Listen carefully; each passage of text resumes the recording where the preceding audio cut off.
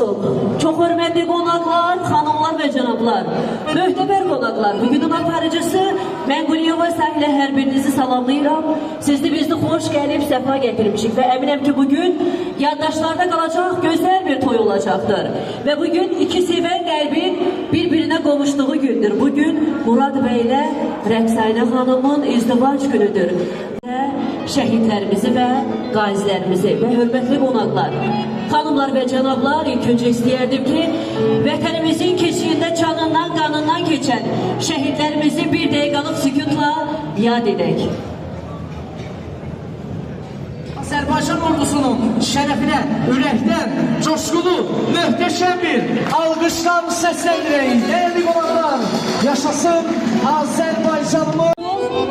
Baş rəhbəri İsmail İlhamoğlu zəhməti, məsuliyyəti və sənətə bağlılığı ilə kollektivin dayağı İsmail bəy, təşəkkür edirəm sizə, hər birinizə, hörmətli musikçilər.